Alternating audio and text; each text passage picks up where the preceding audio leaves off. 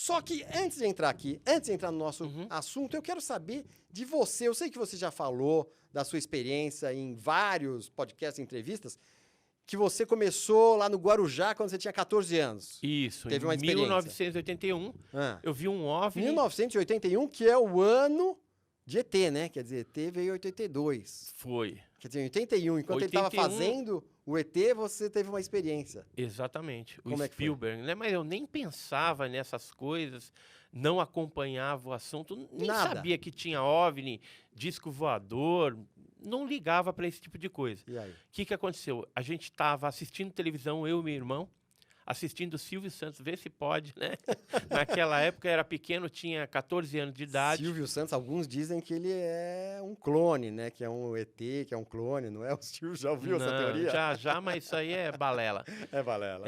E aí, o que aconteceu? De repente, a minha mãe tinha saído para recolher roupa no varal, a gente morava numa edícula, no bairro do Santo Antônio, em Guarujá, e aí ela deu um grito, a gente saiu para acudi-la, aí em ato contínuo a gente viu um objeto grande, alaranjado no céu, muito interessante. E aí eu fiquei olhando aquilo, não era um balão, não era um avião, não era um cometa, não tinha drone naquela época, né, em 81. E aí, olhando para aquele negócio, de repente ele começou a soltar pela parte inferior objetos menores, eram esferas pulsantes vermelhas, de duas em duas, iam cada uma para um lado. Desde o momento que eu comecei a observar, contei 16 objetos que foram expelidos pela parte inferior daquele objeto. E aí ele foi indo sem barulho nenhum, foi subindo assim lentamente também. Quando ficou sobre a cidade de Santos, naquela direção, aí ele aumentou a intensidade do brilho, diminuiu, fez um movimento de anzol ascendente e aí desapareceu numa velocidade incrível. Nesse momento a gente já estava na porta de casa, alguns vizinhos apontando também. Muita gente viu aquilo no Guarujá naquela época.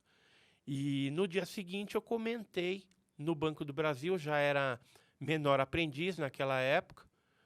Comentei com um guarda, que era o Ledinildo Azevedo Ledo de Melo, e ele falou, o que você viu é um OVNI, um objeto voador não identificado. Falou grego para mim.